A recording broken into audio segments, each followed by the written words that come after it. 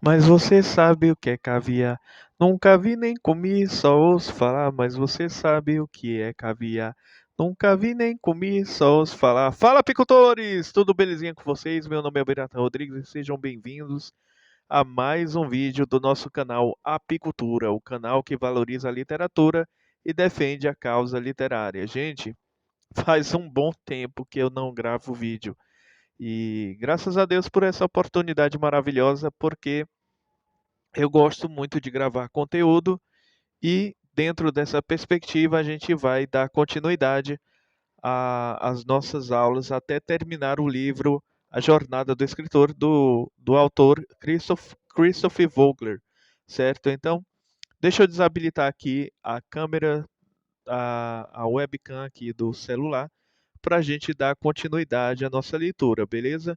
Então, eu nem lembro, para ser sincero com vocês, eu nem sequer lembro de onde foi que a gente parou, mas nós vamos dar continuidade, tá bom? Belezinha, pessoal? Então, vamos que vamos. Vamos lá. Deixa eu desabilitar aqui a internet para não dar nenhuma interrupção. Pera aí.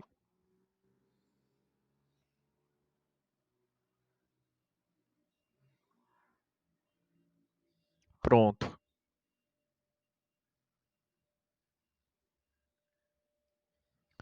Bem, agora hoje nós vamos falar sobre a aproximação da caverna secreta, certo? Então nós vamos fazer aqui a leitura e naquilo que eu puder esclarecer, naquilo que eu puder falar sobre, eu vou falar para vocês, beleza? Bem, vamos lá, pessoal. Estão preparados? Estão preparadas, crianças? Vamos lá! Estágio 7. Aproximação da caverna secreta. Leão covarde. Só tem mais uma coisa que gostaria que vocês fizessem, amigos. Homem de lata, espantalho. O que é? Leão covarde. Me façam desistir. O mágico de Oz. Os heróis, após terem se adaptado ao mundo especial, agora prosseguem para buscar seu âmago. Passam para uma região entre a fronteira e o centro da jornada do herói. No caminho, encontram outra zona misteriosa com guardiões do limiar, ordens do dia e provas próprios. Essa é a fase da aproximação da caverna secreta, onde logo encontrarão a surpresa e o terror supremos. É hora de fazer as preparações finais para a provação principal da aventura. Neste ponto, os heróis são como montanistas que erguem um acampamento de base por meio dos esforços das provas e estão prestes a fazer a investida final ao pico mais alto. Nosso bando de buscadores deixa o oásis às margens do novo mundo. Refrescados e armados com mais conhecimento sobre a natureza e os hábitos da presa que estamos caçando, estamos prontos para prosseguir até o centro do novo mundo, onde os maiores tesouros estão guardados por nossos maiores medos. Olhe ao redor, para seus camaradas buscadores. Já mudamos e novas qualidades estão emergindo. Quem é o líder agora? Aqueles que não se encaixavam na vida do mundo comum destacam-se neste momento. Outros, que pareciam ideais para a aventura, estão se provando ao menos capazes. Uma nova percepção de si e dos outros está se formando. Com base nessa nova percepção, é possível fazer planos e seguir na direção do que você deseja do mundo especial.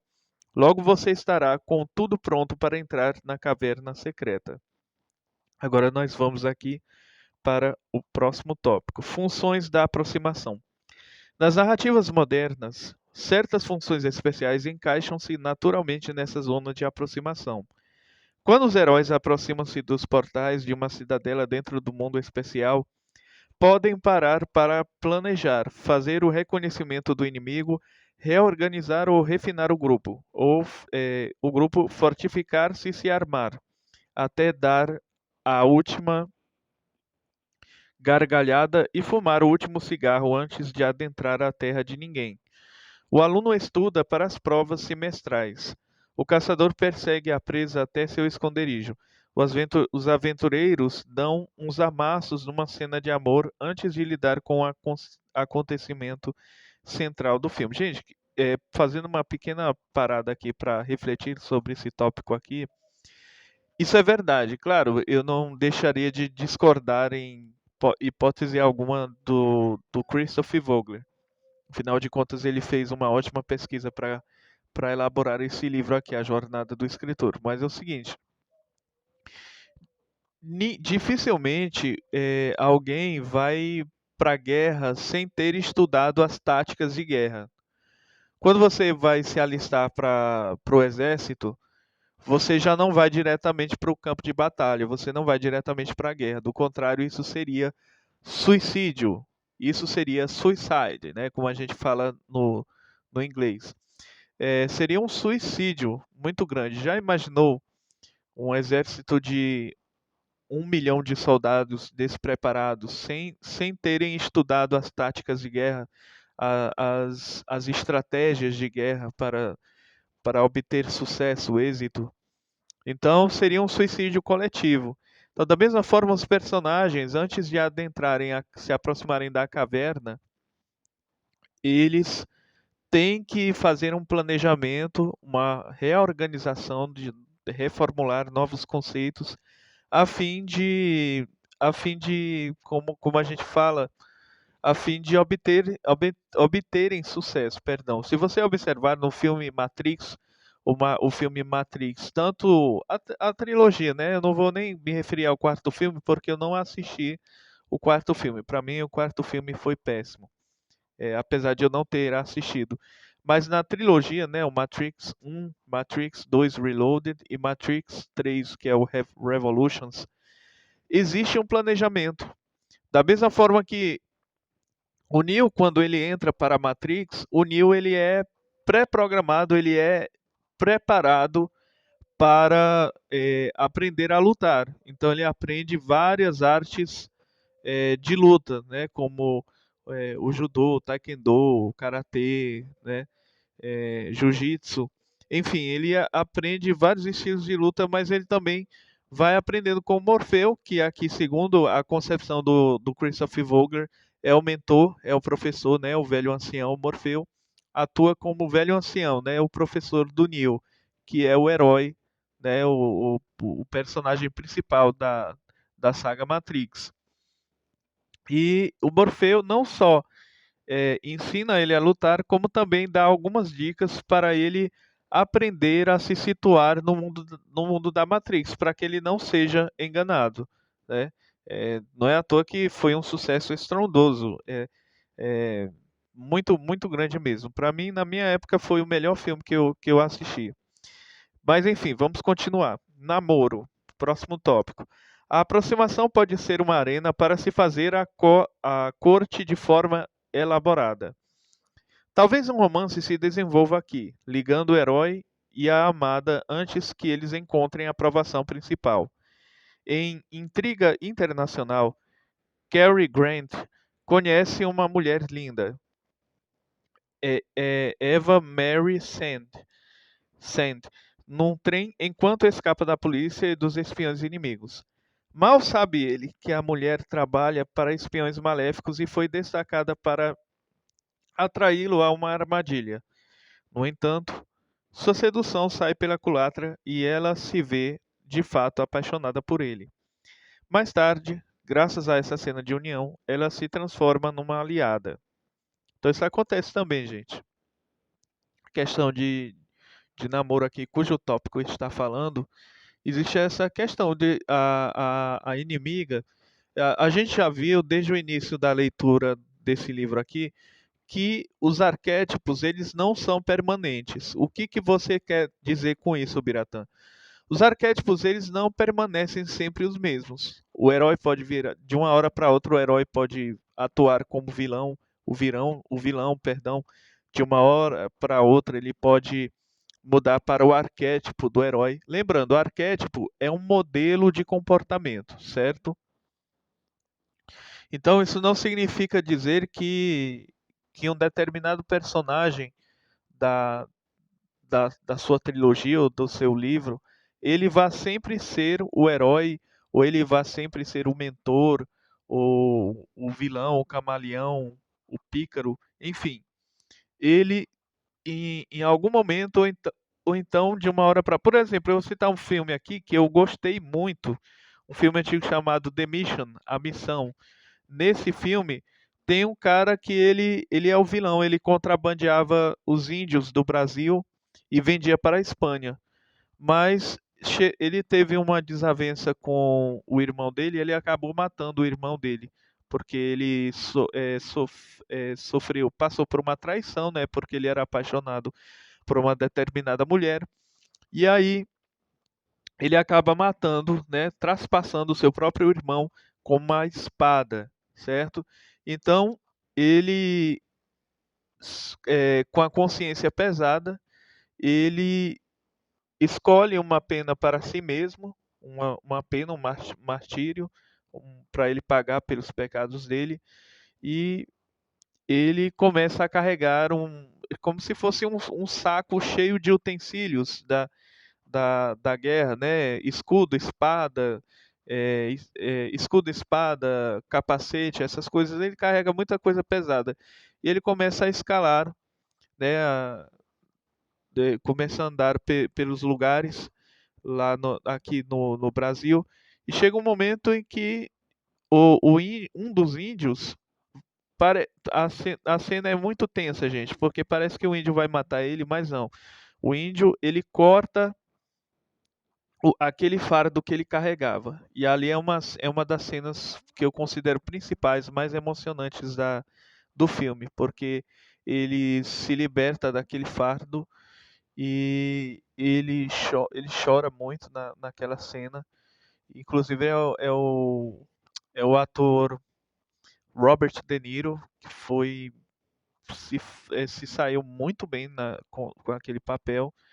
E a partir daquele momento, ele ocorre uma mudança na vida dele, uma mudança radical. Ele passa de vilão, ele vira um herói, certo?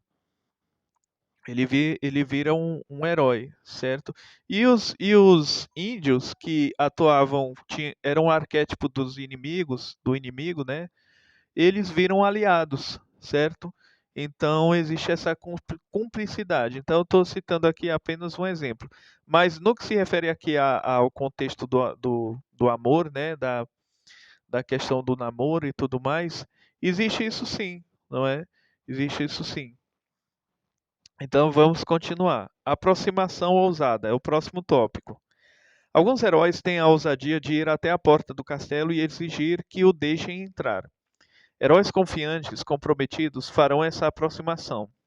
Exo Foley, em um tira da pesada, invade a área do inimigo várias vezes na fase de aproximação, ultrapassando os guardas do limiar e ostentando sua intenção de perturbar o mundo do oponente. Cary Grant, em Gunga Din, marcha para dentro da caverna secreta dos antagonistas. Uma seita de assassinos, cantando a plenos pulmões uma canção inglesa de bêbados. Sua aproximação ousada não vem da arrogância pura. Ele faz o espetáculo escandaloso a fim de ganhar tempo para que o inimigo Gunga Din escape e convoque o exército britânico. De modo verdadeiramente heróico, o personagem de Grant santifica-se e desafia a morte em nome do grupo. A aproximação do personagem de Clint Eastwood em Os Imperdoáveis é mais estúpida que arrogante. Ele cavalga para dentro da caverna secreta, a cidade, durante uma tempestade e não consegue ver a placa de proibição de armas de fogo. Isso o leva a uma provação, uma surra de xerife, Gene Hackman, que quase o mata. Então, existe isso. Conforme o tópico diz, a aproximação ousada, não é? E se você ler a Bíblia, né? Eu não sei se você é uma pessoa religiosa ou não.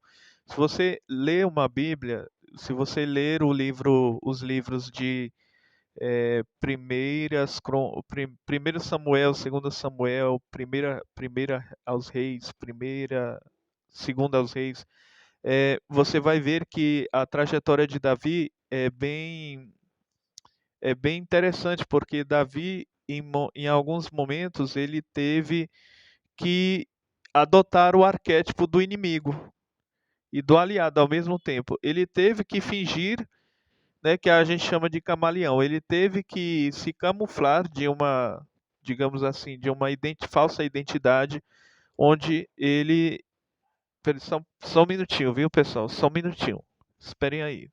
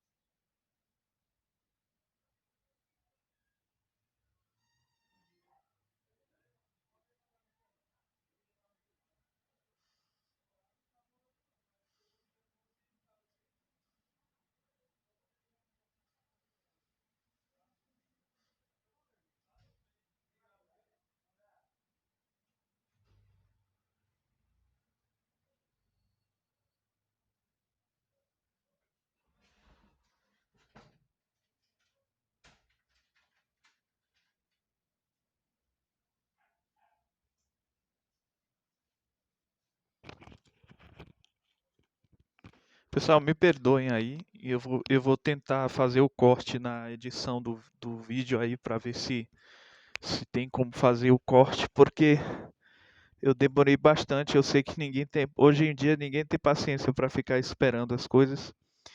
Mas enfim, aproximação ousada, é porque eu tive que atender bem que um rapaz aqui da Sedex, então eu peço perdão por isso, viu?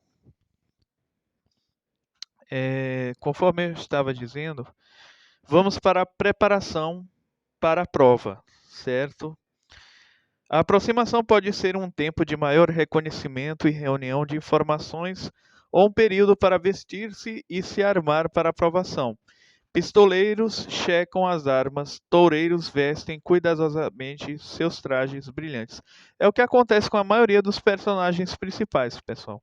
E com os personagens que não são. é, com aqueles que não são propriamente os protagonistas. Se você observar, os jogos de PlayStation 2, Deus a Guerra, Devil May Cry, Jack 1, Jack 2, Jack 3, todos eles estão se planejando para derrotar o vilão. Por exemplo, o Kratos em Deus a Guerra 2, ou Deus a Guerra 1, por exemplo, ele jamais conseguiria derrotar o Ares, né, o Deus da Guerra, se fosse só com as lâminas do caos. Isso poderia ser possível, porém não era o mais recomendável. Ele precisava ter o relâmpago o relâmpago de Poseidon, ele tinha que ter é, é, as almas de Hades, enfim, ele tinha que se munir das armas que os outros deuses capacitaram ele para que ele pudesse derrotar o vilão principal, né, que a gente chama de arqui-inimigo, certo? Então é necessário haver uma preparação, cara. Como é que você vai fazer a prova do Enem se você não se prepara para a prova do Enem? Tem muita gente despreparada, entendeu? Então é necessário você fazer isso. Para quê? Para você eh, ter a maior porcentagem de possibilidade para ser aprovado na aprovação final, ou seja, para que você se saia bem, certo? Eu, por exemplo, não querendo ser hipócrita, até o tempo em que eu estudava muito, eu ficava aqui só em casa estudando, estudando, estudando mesmo para as provas finais. Aí depois que vinha o resultado, né? Graças a Deus eram bons resultados, aí eu ia curtir as férias, né? Jogar videogame, conversar com os amigos, fazer uma viagem, enfim. Então é necessário que você se prepare, né? Então é necessário fazer isso. Vamos lá para o próximo tópico. Espero que a leitura esteja interessante, viu, pessoal? O Mágico de Oz. O Mágico de Oz tem uma fase de aproximação tão bem desenvolvida que a usaremos em todo este capítulo para esclarecer algumas das funções desse estágio. Aí vamos lá para, para as fases. Acho que primeira fase, obstáculos. Ao conquistar alguns aliados no estágio de provas, Dorothy, ou Doroteia, né, conforme alguns conhecem aqui da história, Dorothy e seus amigos saem da floresta às margens de Oz e imediatamente veem a reluzente cidade das esmeraldas dos seus sonhos. Eles se aproximam com alegria, mas antes que cheguem ao destino, enfrentam uma série de obstáculos e desafios que os unirão como um grupo e os prepararão para a luta de vida ou morte que virá. Vamos parar por aqui. Obstáculos. Gente, obstáculos vai ter sempre na vida de todo personagem. Eu acho, sinceramente, eu acho um filme ou então um livro muito chato, um livro que não tem desafios, obstáculos, em que em que tudo é um mundo de flores. Eu acredito que nem os livros de literatura fantástica são assim. Eu acho que nem Alice no País das Maravilhas não é um livro de literatura fantástica. É considerado por muitos, mas na verdade é um livro infanto-juvenil, né? É, é, dedicado às crianças. Só que a Alice ela enfrenta, perdão, a Alice ela enfrenta vários paradigmas e dilemas, várias situações em que ela se vê pressionada pelo ambiente ou pelos personagens a desenvolver ferramentas para se sobressair àquela situação, certo? Então, existe aqui um exemplo. Eu estou citando exemplos aqui para você se situar na leitura, para você entender direitinho do que se trata. Existe uma passagem lá no primeiro livro, que é o Alice no País das Maravilhas, em que a Alice ela entra em um jardim cheio de flores. E aí as flores começam a fazer comparações. Ah, ela não é uma flor, ela não seria nem um mato, um pedaço de capim, né? Começa aquela comparação. Eu não vou entrar aqui na interpretação, porque isso aqui não é uma análise do livro Alice no País das Maravilhas. Porém, eu quero que vocês prestem atenção, porque isso é muito importante. É, e Alice, aquilo ali vira um obstáculo para Alice. Por quê? Porque a Alice começa a se sentir inferiorizada, certo? Ela começa a se sentir menosprezada. E qual é a escapatória para ela? Como ela não tem, ela é apenas uma menina e não tem os argumentos suficientes para poder refutar os argumentos das flores, o que é que ela faz? Evasão, ela sai do ambiente, certo? E é isso que nós fazemos na vida real. Quando a gente não tem argumentos, geralmente, ou a gente vai gritar, né? Porque a gente se sente ameaçado, ou então a gente vai sair daquele ambiente, né? Não tem o ditado, os incomodados que se retirem? Pois é, a Alice se retirou daquele jardim e continuou sua jornada. Então não existe essa coisa de os personagem para se sobressair uma situação tem que matar sempre os personagens. Não. Às vezes é da, sair daquele ambiente. Foi o que a Alice fez, né? Porque o narcisismo das flores estava muito grande. Então, é, esses são os obstáculos. O obstáculo pode aparecer, perdão, de várias maneiras. Pode aparecer na forma de uma dívida, de uma frustração interna, de um medo, né, de uma fobia, de um rancor, um ressentimento. Enfim, os obstáculos podem aparecer de alguma maneira. E esse problema quando os aliados, né, que a gente tem o arquétipo dos aliados, quando os aliados dos personagens se veem numa situação parecida, num conflito, a tendência é que eles ajudem o personagem principal, o herói, né, que a gente chama conforme a concepção do Christoph Vogler.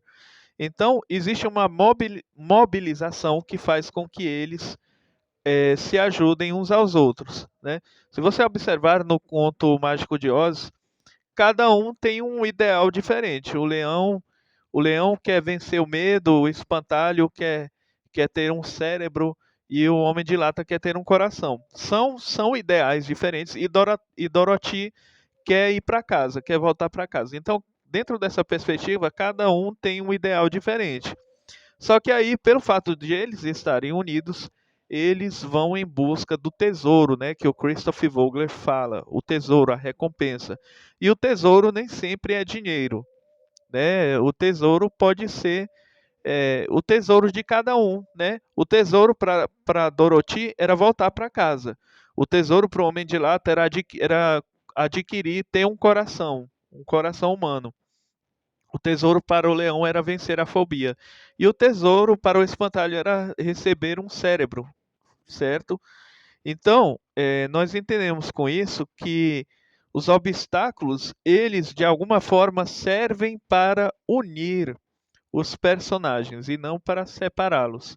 É claro que tem, assim, ah, infelizmente, cada caso é um caso, né? Tem obstáculos que separam os personagens. Porém, no que se refere aos personagens principais, os obstáculos são para unir os personagens, ok? Para prepará-los para desafios maiores. Vamos para o próximo tópico. Eu espero que esteja muito boa a aula aí, viu, gente? Eu estou lendo e interpretando, porque se for só para ler, tem audiobook do livro em qualquer lugar aí. Vamos lá. Atenção com as ilusões. Primeiro, o grupo cai no sono por causa de um campo de papoulas plantadas pela magia da bruxa malvada. Os heróis voltam à consciência graças a um cobertor de neve, cortesia de Glinda, a bruxa boa. A mensagem para o herói aqui é clara: não se deixe seduzir por ilusões e perfumes. Fique alerta e não caia no sono enquanto estiver em marcha. Então, essa questão das ilusões, o que é uma ilusão? É algo que foi feito para enganar e para distrair você. A ilusão, primeiro, ela distrai você. Ela não te, assim, dependendo de pessoa para pessoa, ela não te engana assim de primeira. Ela te distrai. É igual um truque de mágica, né? O mágico vai fazendo. Enquanto ele está fazendo, você tá sendo é, distraído, certo? Você quer acreditar que aquilo ali é verdade, você sabe que é mentira, mas no final das contas você acaba sendo enganado e você fica impressionado, né? O final da mágica. Aí você diz, nossa, como ele fez isso, né? Então a ilusão ela serve para distrair e serve para iludir, como a própria palavra, o substantivo primitivo nos fala, ilusão, né? Serve para iludir, para enganar e serve para distrair você. É o que tem em muitos lugares aí, né?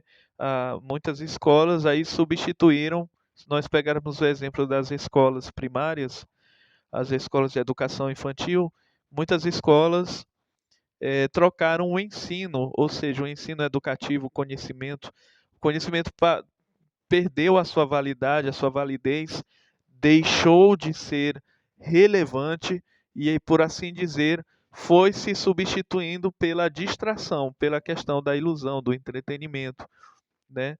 Então, é a situação precária da nossa educação e não é novidade para ninguém.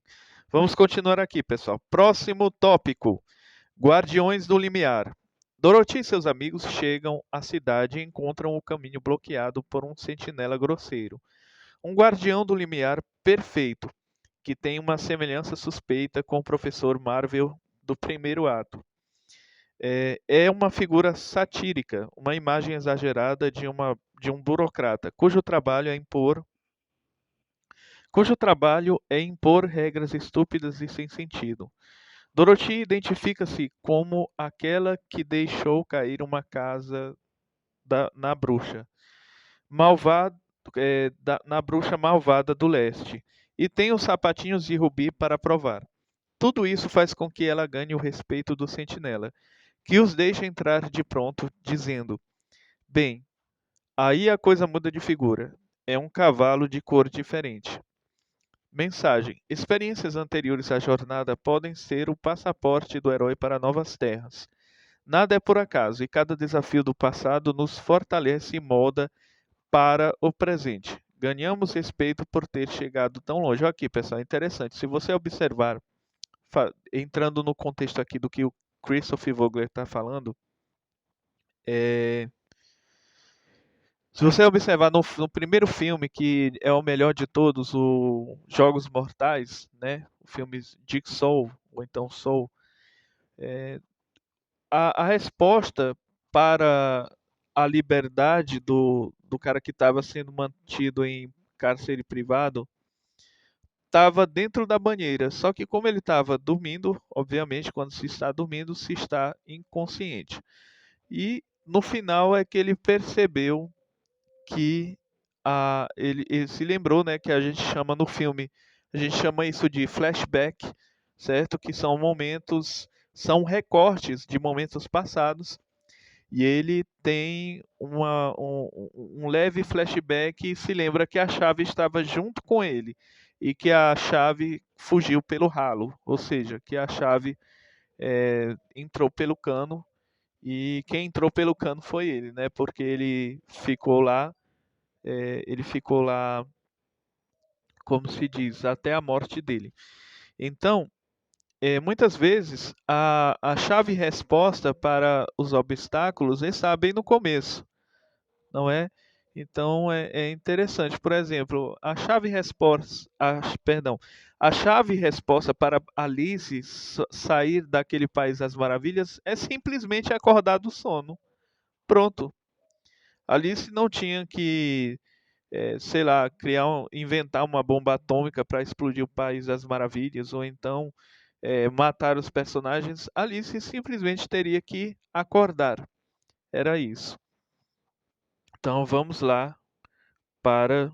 Não sei se eu passei aqui, peraí, só um momentinho.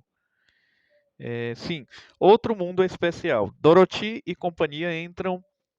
Ficou engraçado. Dorothy e companhia, ou seja, Dorothy e seus aliados, né, seus amigos. Dorothy e companhia entram na fantástica cidade, onde tudo é verde, exceto por um cavalo que puxa uma carruagem. O famoso cavalo de cor diferente que muda de pelagem pela vez que se olha para ele. O cocheiro também se parece com o professor Marvel. Mensagem: você entrou em outro pequeno mundo especial, com regras e valores diferentes. Poderá encontrar uma, poderá encontrar uma série de novidades, como caixinhas chinesas, uma dentro da outra ou um conjunto de conchas que protegem alguma fonte central de poder. O cavalo multicor é um sinal de que mudanças rápidas estão a caminho. O detalhe de vários personagens que se parecem, ou o mesmo personagem assumindo vários papéis, é um lembrete de que estamos num mundo de sonho governado pelas forças da comparação, associação e transformação. As mudanças proteicas do Professor Marvel sugerem que uma mente única e poderosa está agindo em Oz, ou que o sonho de Dorothy, se de fato for um sonho, foi profundamente influenciado pela personalidade dele. Professor Marvel transformou-se em uma figura de ânimos para Dorothy, um foco para suas projeções sobre a energia masculina madura. Seu pai morreu ou está ausente, e as figuras masculinas ao redor da fazenda, tio Henry e os 3 ajudantes da fazenda, são fracos.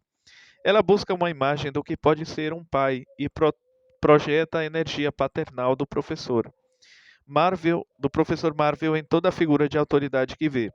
Se Glinda, a bruxa boa, for uma mãe postiça ou anima positiva para ela, essas variações do professor Marvel são pais postiços. Vamos só voltar aqui uma página para entender o contexto.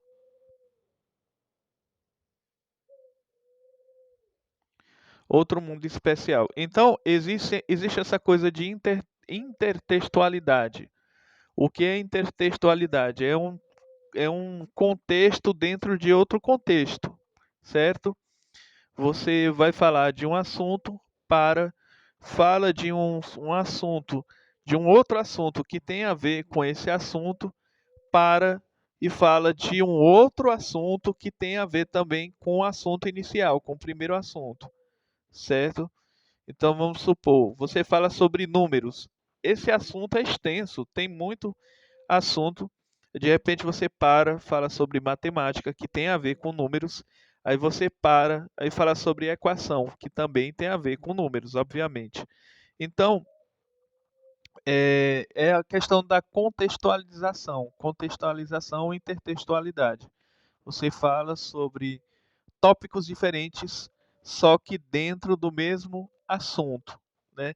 O livro, levando em consideração, pessoal, de que o livro ele nem sempre é linear, porque se ele fosse sempre linear, seria um tédio para os leitores, seria um drama, uma verdadeira frustração para os leitores. Então, tem que ter essa diferenciação, tá certo? É claro, sem fugir do, do título do livro, certo? Sem fugir do assunto principal. Vamos lá. Próximo tópico. Prepare-se. Dorothy e seus amigos estão enfeitados, bem cuidados e arrumados para seu encontro com o mágico nos salões de beleza e lojas mecânicas da cidade das Esmeraldas. Mensagem: os heróis sabem que vão enfrentar uma grande provação e aproveitam para se preparar o máximo que podem, como guerreiros polindo e afiando suas armas ou alunos fazendo os exercícios finais antes de uma prova importante. Gente, é a mesma coisa que eu falei no início do vídeo. Tem que se preparar, né? O cara que vive uma vida, a pessoa que vive uma vida sem se preparar, não vai adiantar. Tem que ter uma preparação aí para enfrentar os desafios do dia a dia. Você sabe por que, que a gente se identifica tanto com esses personagens dos livros, dos filmes, das novelas, das séries? Porque eles enfrentam situações que são parecidas com as situações que nós enfrentamos. Porque eles apresentam modelos de comportamento, manias e frustrações que se assemelham com as nossas frustrações, certo? Se você pegar o personagem, o senador Caxias, certo? Interpretado pelo grande ator Carlos, esqueci o sobrenome dele, é Carlos alguma coisa. Ele tem uma frustração com a corrupção, devido à corrupção do Brasil, do país. E o incrível por isso é que esse sentimento ele é, ele é transmitido através do personagem, ele passa de um para outro. Por quê? Você acaba sentindo aquele mesmo sentimento que o personagem sente em relação à sua pátria, ao seu país, né? Todos nós gostaríamos que o nosso país fosse um lugar melhor, um lugar mais justo, mais equivalente, mais agradável de se viver. Infelizmente não é desse jeito. Eis aí o motivo pelo qual nós nos identificamos, a maioria de nós nos identificamos com o personagem Senador Caxias, que acaba adotando o arquétipo de herói, né? De mártir durante a novela O Rei do Gado, né? Essa novela me marcou muito. Vamos para o próximo tópico, aviso. Nossos heróis, sentindo-se muito bem agora, saem cantando como o dia é alegre e contente na terra de Oz. Só então a bruxa berra sobre a cidade, riscando o céu com sua vassoura. Renda-se, Dorothy. As pessoas afastam-se aterrorizadas, deixando nossos heróis sozinhos na porta do mágico.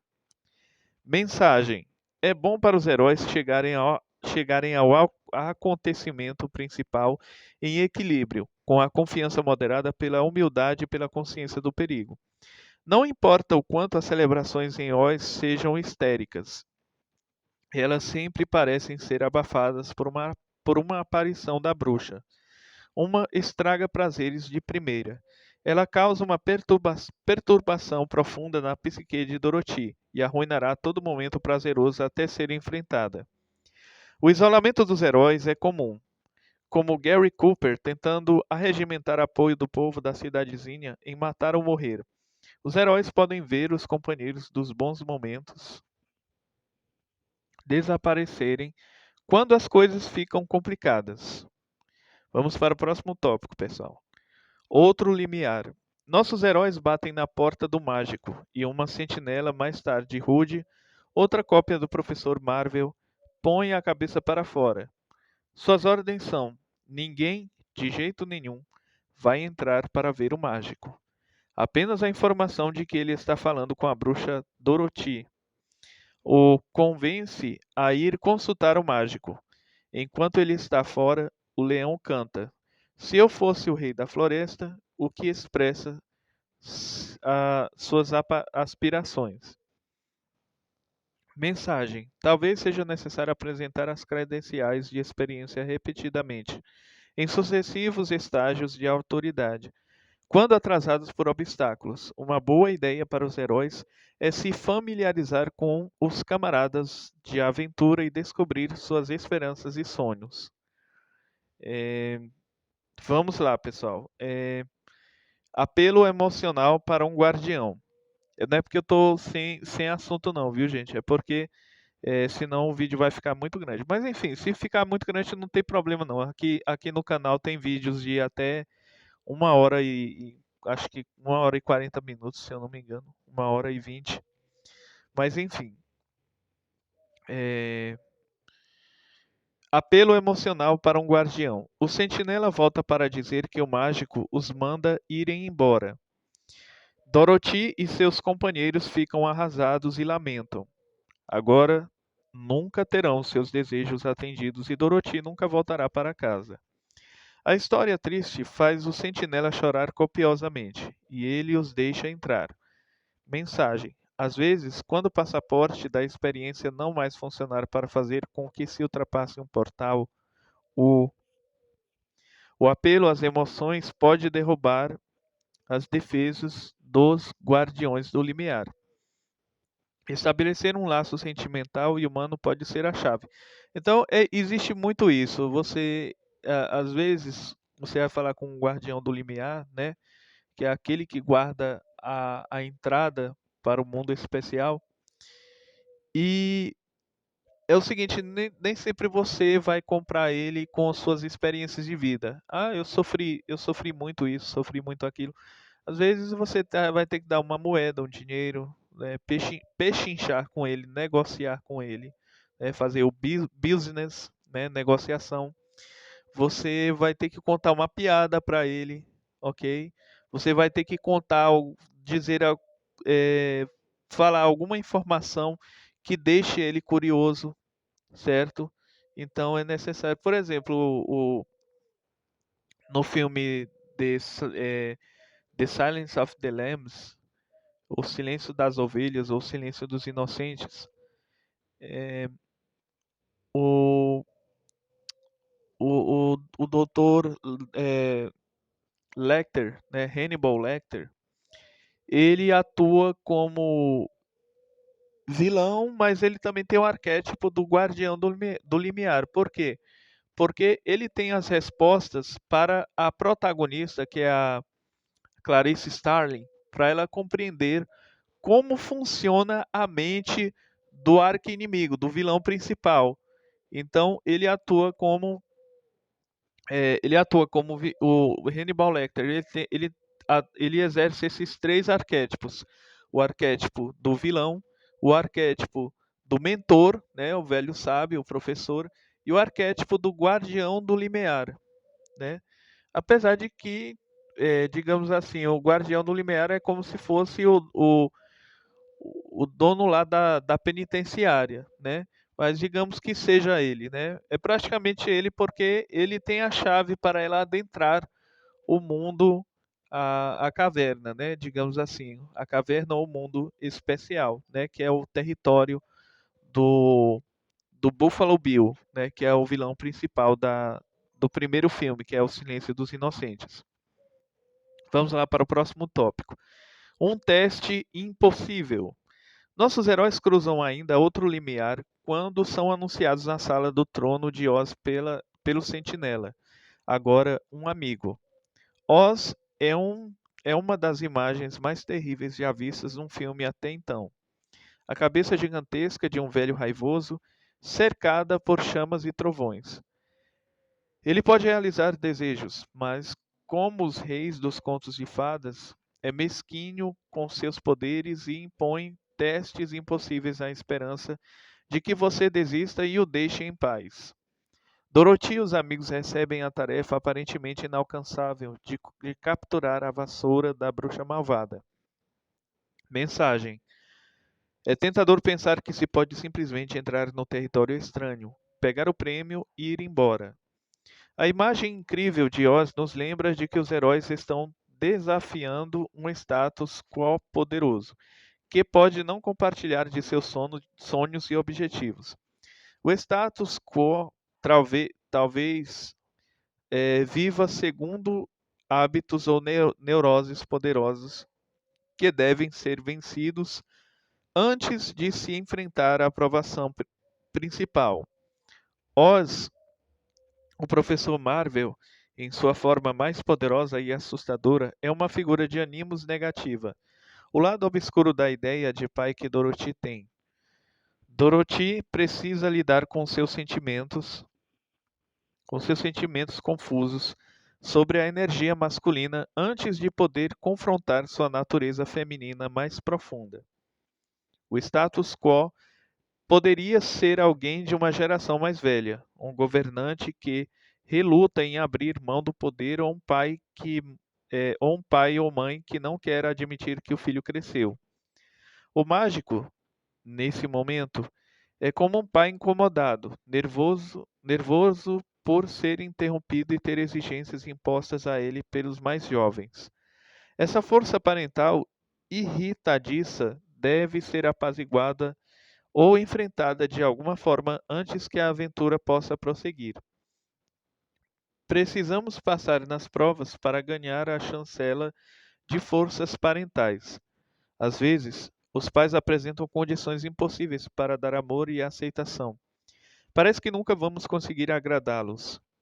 Às vezes, as mesmas pessoas a quem se recorre naturalmente numa crise mandarão você embora e, então, precisará enfrentar o grande momento sem ninguém ao lado.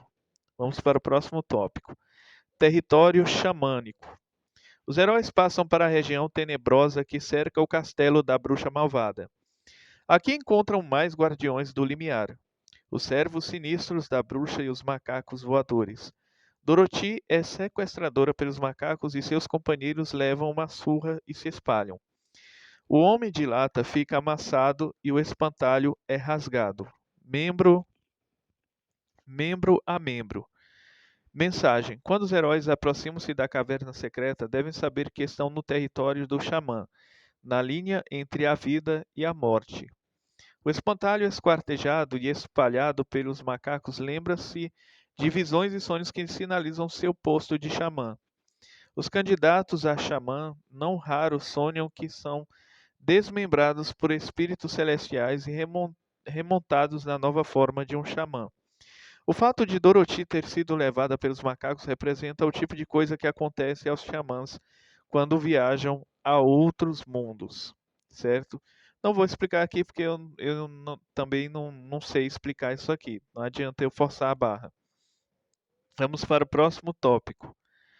Complicações. Os heróis aterrorizados tornam-se desmotivados e confusos após o ataque de macacos. Os membros espalhados do espantalho são reunidos pelo Homem de Lata e pelo Leão Covarde. Os heróis podem enfrentar contratempos desanimadores nesse estágio de aproximação ao objetivo supremo.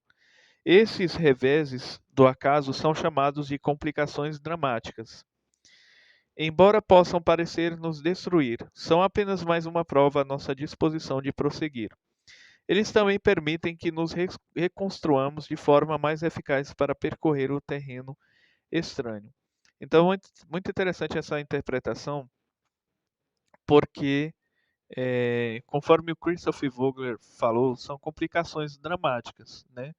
São coisas, são momentos em que você jura que o personagem não vai se salvar, que o personagem. E quando eu falo personagem, não é só protagonista, não, viu, gente? É qualquer personagem. Você jura que o personagem não vai se salvar, que ele vai permanecer naquela mesma condição de saúde, que ele vai permanecer com aquela frustração interna, vai permanecer com depressão ou coisa parecida, coisa semelhante.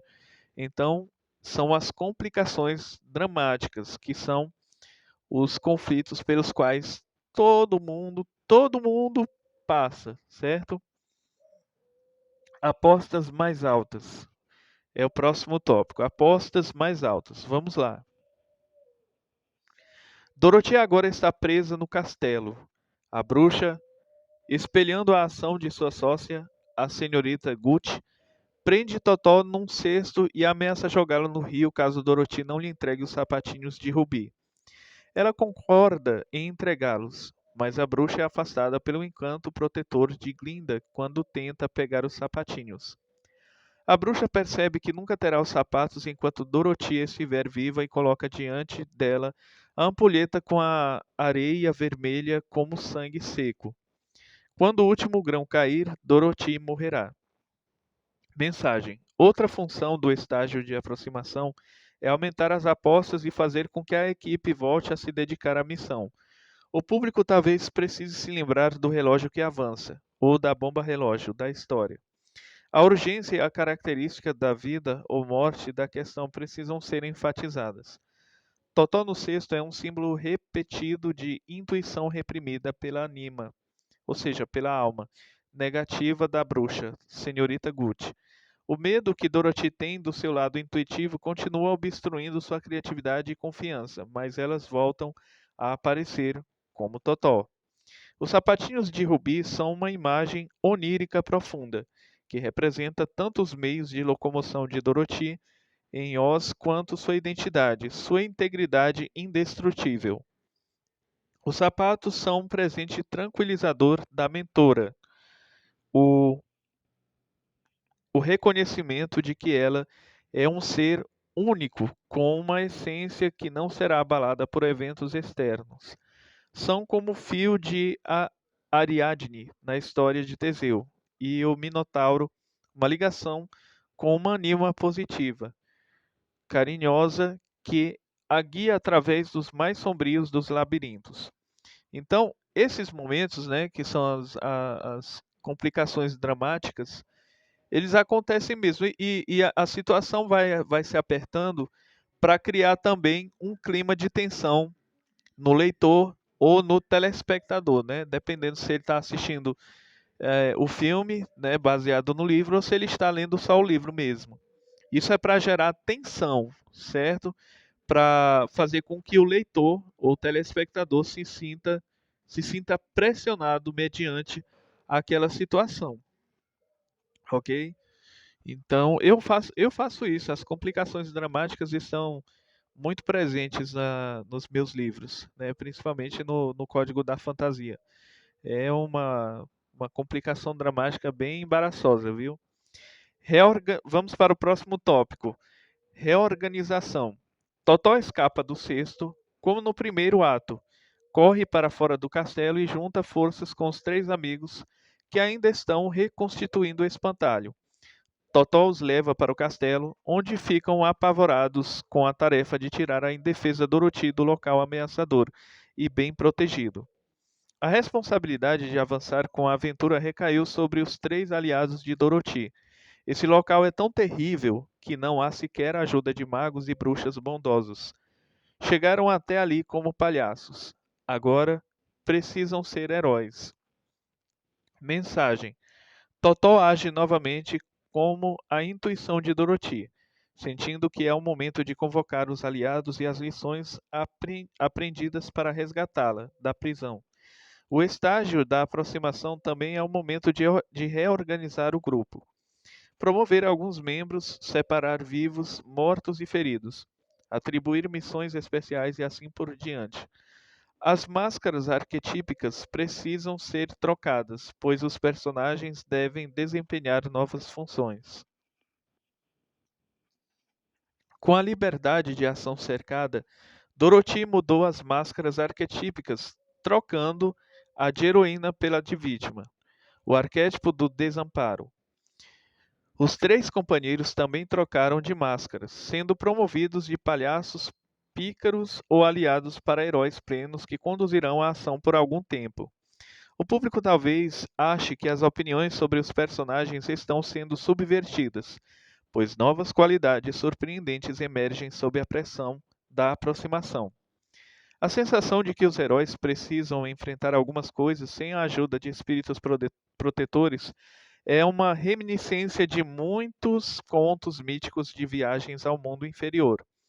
Heróis humanos com frequência precisam seguir sozinhos em missões para os deuses, como em viagens à terra dos mortos que até os deuses têm medo de percorrer. Podemos consultar médicos ou terapeutas, amigos ou conselheiros, mas existem alguns lugares aonde nossos mentores não podem ir e onde estamos por nossa conta. Vamos para o próximo tópico. Fortes defesas. Espantalho, leão e homem de lata agora espreitam para observar o limiar da caverna secreta. A ponte levadiça do castelo da bruxa malvada, defendida por um exército inteiro de guardiões do limiar de aparência feroz que usam chapéus e luvas de pele de urso, grunhindo sua sombria canção de marcha. Mensagem: os heróis podem esperar que o quartel-general do vilão seja defendido com uma ferocidade animal. O castelo em si, com seu portão de barras e ponte levadiça que remete a uma boca devoradora e sua língua, é um símbolo das fortificações elaboradas ao redor de uma neurose que tudo consome. As defesas ao redor da anima negativa da bruxa fazem com que os guardas e o palácio do mágico pareçam até convidativos. Próximo tópico, pessoal. Quem é o herói nesse momento? Os três heróis relutantes avaliam a situação. O leão quer fugir, mas o espantalho tem um plano que exige a liderança do leão. Isso faz sentido, pois dos três, ele é quem tem a aparência mais feroz, embora ainda deseje ser dissuadido. Mensagem: a aproximação é um bom momento para recalibrar a equipe, expressar dúvidas e dar incentivo. Os membros da equipe devem cuidar para que todos estejam de acordo com os objetivos e verificar que cada indivíduo esteja no posto adequado. Pode haver até disputas acirradas pelo domínio entre o grupo nesse estágio, como piratas ou ladrões que lutam pelo controle da aventura. No entanto, aqui os esforços do leão covarde para escapar à responsabilidade são cômicos e chamam a atenção para outra função da aproximação. O alívio cômico pode ser a última oportunidade de relaxar e contar uma piada, pois as coisas vão ficar fatalmente sérias na fase da aprovação suprema. Gente, existe muito essa coisa de alívio cômico. Por exemplo, se você pegar o Alto da Compadecida, né, o grande clássico do nosso maravilhoso Ariano Suassuna, o Alto da Compadecida tem alívio cômico direto, principalmente na aprovação final, que é o momento em que os principais personagens vão ser julgados pelo diabo, certo? Vão ser acusados pelo diabo e julgados por Jesus Cristo, certo? Então, existe alívio cômico ali também. É claro que o contexto do filme, O Alto da Compadecida, é do gênero comédia, certo?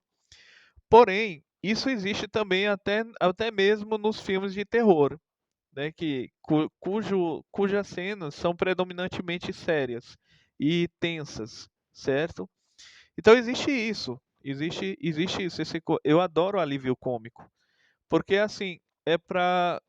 Às vezes o alívio cômico, ou na maioria das vezes, é para o personagem não. Personagem não, é para o telespectador ou leitor não se sentir tão impressionado assim.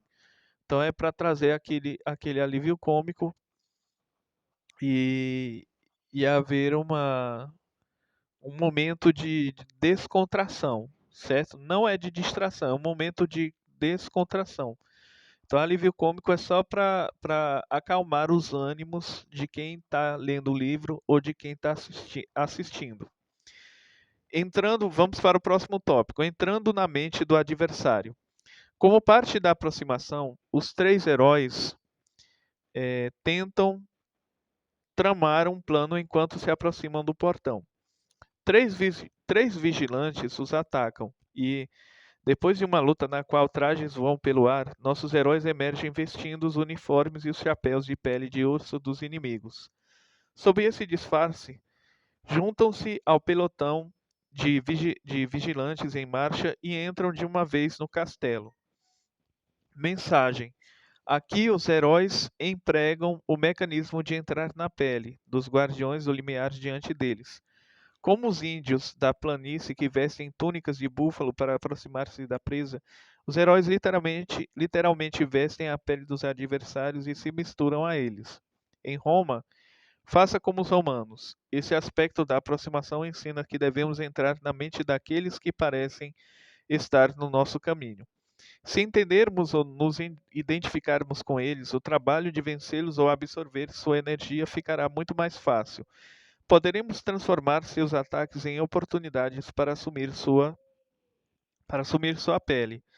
Os heróis também podem se disfarçar para esconder suas reais intenções quando se aproximam da caverna secreta do adversário. É, Explicando aqui esse contexto aqui, é o arquétipo do camaleão, gente. O camaleão, a gente sabe que ele se camufla para preservação da, da sua espécie, para sua autopreservação. Então, o camaleão, assim como muitos outros animais, ele se camufla, ele adota as mesmas características daquele ambiente para poder sobreviver. É um mecanismo de sobrevivência, certo? Então, isso é um sinal de esperteza, certo? E da mesma forma nos livros, certo? Nós vemos um exemplo bem claro disso aí, tem um exemplo muito forte disso aí no filme O Silêncio dos Inocentes, em que o Hannibal Lecter, ele, ele corta o rosto do... Eu tenho que ter cuidado com as palavras para não banir aqui o vídeo do canal aqui, por causa do algoritmo do YouTube. O Hannibal Lecter, ele engana, mata e depois ele arranca a face com uma faca do personagem lá, que é um personagem secundário, é um policial, e ele acaba se tornando um camaleão. Como assim? Ele se camufla naquele ambiente. Ele, ele troca as identidades, certo? Então, nós observamos isso. Vamos ver aqui invasão. Os três heróis agora descartam os disfarces e seguem para a câmara do castelo onde Dorothy está aprisionada. O Homem de Lata usa seu machado para arrombar a porta. Mensagem: em algum momento pode ser necessário usar a força para abrir o véu final até a caverna secreta. A resistência do herói e o medo talvez precisem ser vencidos por um ato voluntário violento. Próximo tópico: sem saída. Com Dorothy resgatada e os quatro unidos novamente, agora o grupo volta a atenção para a fuga. Porém, são bloqueados em todas as direções pelos guardas da bruxa. Mensagem: não importa como os heróis tentarão escapar, mais cedo ou mais tarde as saídas serão fechadas e a questão de vida ou morte deverá ser enfrentada. Com Dorothy e seus companheiros presos como ratos, a aproximação da caverna secreta está completa. A aproximação engloba todas as preparações finais para a aprovação suprema. Não raro, ela leva os heróis à fortaleza do adversário, uma central defendida onde cada lição e cada aliado da jornada até então entram em cena. Novas percepções são testadas e os obstáculos finais para alcançar o âmago são vencidos para que a aprovação suprema possa começar. Então, pessoal, nós vimos aqui sobre a questão, foi o, não o capítulo de hoje, mas a parte que nós aprendemos hoje foi a questão da o guardião do limiar, certo? Nós aprendemos sobre isso. A entrada para a caverna, certo? Na entrada para a caverna tem o guardião do limiar, tem o planejamento, tem a reformulação de conceitos, tem a preparação dos personagens, tem os obstáculos, tem os aliados, tem a mudança de máscaras dos arquétipos, né? E tantas outras coisas. Gente, essa lição aqui eu aprendi muito hoje. Eu acredito que você também tenha aprendido muito hoje, porque é maravilhoso. Esse estudo de hoje foi maravilhoso. Então vamos só refletir aqui sobre algumas perguntas que o Christopher Vogler deixa sempre após a dissertação do capítulo. Questão 1. Campbell diz que nos mitos a travessia é o Joseph Campbell, viu, pessoal? O autor do livro O Herói de Mil Faces. O Joseph Campbell diz que nos mitos a travessia do primeiro limiar com frequência é seguida pela passagem do herói pelo ventre da baleia. Ele cita histórias de várias culturas sobre heróis sendo engolidos por feras gigantescas. Em que sentido os heróis estão no ventre da baleia nos primeiros estágios do segundo ato de Thelma e Louise? Atração fatal, os imperdoáveis. Muito interessante. Segunda questão. Joseph Campbell descreve várias ideias ou ações que cercam a aprovação principal de um mito. O encontro com a deusa, mulher como tentação, sintonia com o pai. De que maneira essas ideias fazem parte da aproximação da caverna secreta? São perguntas difíceis, viu, gente? Aqui nem eu estou sabendo responder. Terceiro, em sua história, o que acontece entre o ingresso no mundo especial e a chegada até uma crise central nesse mundo? Que preparações especiais levaram à crise? Quarto, o conflito aumenta e os obstáculos ficam mais difíceis ou interessantes? Então, se o conflito aumenta, obviamente os obstáculos ficam mais difíceis. E isso torna, a tendência é tornar mais interessante a jornada, né? A jornada do herói e dos personagens. Quinto, o herói quer recuar a essa altura ou está totalmente comprometido com a aventura nesse momento? Depende do conto, depende do livro. Por exemplo, no meu livro é, o, o Nome do Mal, volume 1, até o volume 2 você percebe que a protagonista ela está sempre querendo fugir da, do chamado, né? Ela tá sempre querendo fugir da aventura, certo? O chamado à aventura. Sexta questão: de que maneira o herói, ao enfrentar desafios externos, também encontra demônios e defesas internas? Vamos soltar bem aqui. Ao enfrentar desafios externos, também encontra demônios e defesas internas. Aqui é para contextualizar aquela passagem em que os macacos voadores, se eu não me engano, eles despedaçam o espantalho. De que maneira? Através da aproximação da caverna. Assim que ele se aproxima da caverna, ele já começa a se deparar com, digamos assim, o mundo sobrenatural. Vamos para a sétima e última questão. Existe uma caverna secreta ou quartel-general físico do vilão do qual os heróis se aproximam? Ou existe algum equivalente emocional? Existe sim. Existe a caverna secreta, o quartel-general. Agora a gente não, assim, porque antigamente era a caverna, era o palácio, né? Hoje a caverna secreta pode ser qualquer ambientação, qualquer lugar. Pode ser até, eu acredito, não querendo banalizar o diálogo, eu acredito que pode ser até o, o aterro sanitário, que a gente chama de lixão. Pode ser qualquer lugar, qualquer lugar. Pode ser até dentro da mente do herói. Pode ser até aí, em qualquer lugar. Então não tem limites, porque a escrita ela é polivalente, ela não segue, ela não é linear.